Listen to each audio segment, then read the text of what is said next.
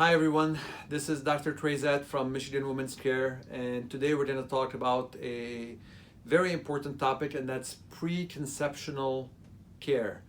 So this video is applicable to all couples, all women who are thinking about or contemplating pregnancy, so that she may have the best possible outcome with the appropriate interventions if she comes in for her preconceptional care.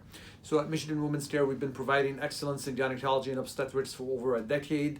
And this is part of the reason, in my opinion, is that we do a lot of preventive medicine and a lot of education ahead of time. And one of the most important ones is preconceptional evaluations and counseling. Why is that? Because 50% of pregnancies in this country continue to be unintended, unplanned. 50%, one out of every two. And those are very consequential from many points of view: social, physical, emotional, financial. If you're trying to avoid that and trying to avoid anything unplanned, and then having the best possible outcome for a planned pregnancy, then preconceptional visit, preconceptional counseling, preconceptional evaluation and management would be very beneficial to you.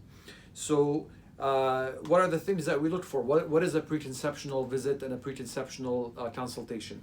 It looks at your medical, behavioral, environmental, social, and genetic backgrounds to try to see if there's anything that is worrisome when the pregnancy occurs, or if there's anything that we can intervene with ahead of time so that you may have a better and more positive outcome when the pregnancy does happen.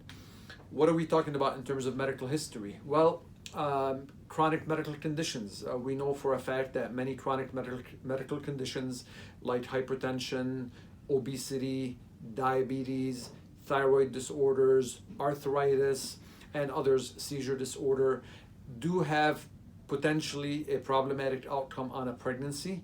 So if we pick up on any of those chronic medical conditions that a patient has before she is pregnant, that gives us an opportunity to intervene with that patient and optimize those disease processes and hopefully help, along with her specialist, to overcome those disease processes if possible. Then she will have a better pregnancy outcome. Secondly, there are many medications for these disorders and others that are not acceptable in pregnancy, so they're called teratogenic. Teratogenic means that they have the potential to cause birth defects.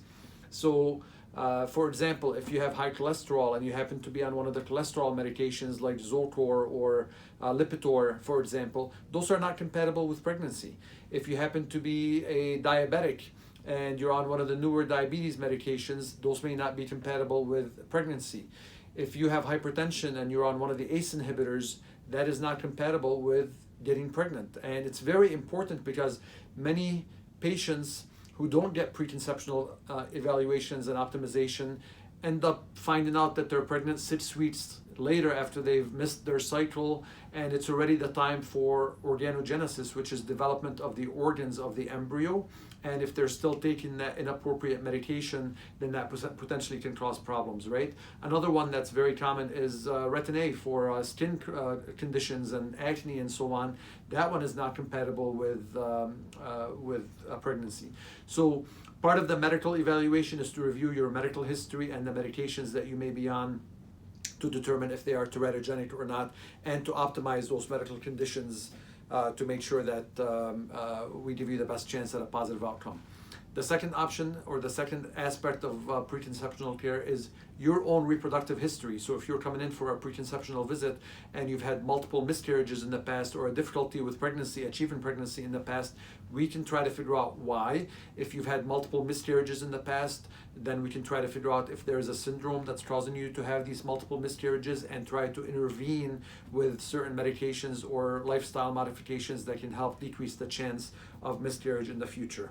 One very important one that we do in our practice that I don't think many practices do is a genetic evaluation.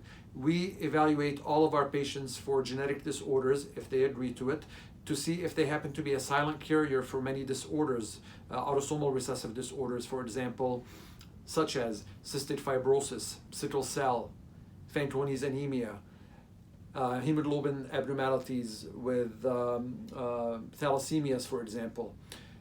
We check, there's a panel that we check preconceptionally, and if the patient happens to be a carrier for one of those disorders, then we would ask her partner to be tested and then intervene on their behalf. If the partner also happens to be positive, we would conduct genetic counseling and give them their evaluation as to how likely it is that a baby would be affected by that disease, not just the trait.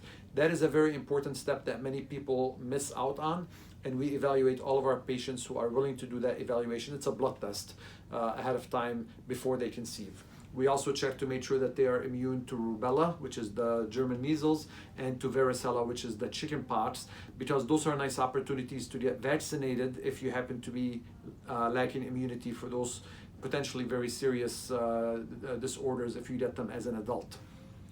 Another one is sexually transmitted infections. We screen our patients for any sexually transmitted infections, especially if they have higher risk behavior. That includes gonorrhea, chlamydia, syphilis, HIV, and obviously we would intervene and treat those if anything comes back abnormal. We evaluate the patient for substance use, including tobacco, alcohol, illicit drugs, and intervene with the patient and educate her about what can happen if she continues to have those habits while she is pregnant, and what the possible untoward outcome would be if that were to happen. We talk to you about your nutrition, about exercise. We talk to you about environmental risk factors based on your job. For example, if we know somebody is working in an industry where a lot of dyes are used or a lot of gases are used, we would try to figure out if any of those are potentially harmful to a pregnancy. So the last one would be social and mental health. If you're in a safe situation, if you're having any mental conditions, disorders, anxiety, any medications that are used for mental disorders, coping techniques, relaxation techniques to try to give you the best outcome possible. So you can see it's a pretty involved visit, and it takes time to discuss those things, and it takes some blood from you to help us do those blood tests, and it takes maybe a physical examination to evaluate for some infections and to make sure the pap smear is up to date and that there's no physical abnormalities that we can pick up on examination. And it takes a little bit of effort on your part to realize if you are going to be a normal risk or hopefully low risk patient versus somebody who may have some higher risk pregnancy complications. So what can we do? We'd always recommend that you take folic acid at least 3 months prior to achieving pregnancy.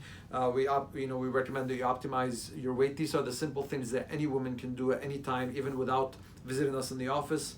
That she doesn't take any tobacco or any illicit drugs, that she is not on any teratogenic medications or medications that potentially can harm a developing embryo, that your sugar control is within normal limits. So part of the evaluation, we would always check to see if somebody is diabetic or not, and that you have a planned pregnancy, not an unplanned pregnancy if possible, and that when you do conceive, that you visit your doctor's office within 12 weeks of you missing your last menstrual period, so preferably in the first trimester.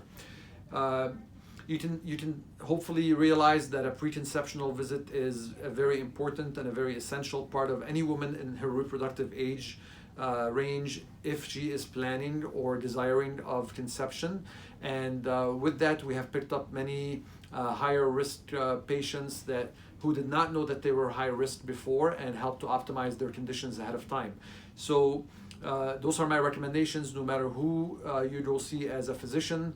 I hope that this was educational and helpful, and if we may be of any other assistance, please call Michigan Women's Care at 734-981-8181, or you can reach us on the internet at our website, www.michiganwomenscare.com. Thank you, and have a healthy pregnancy.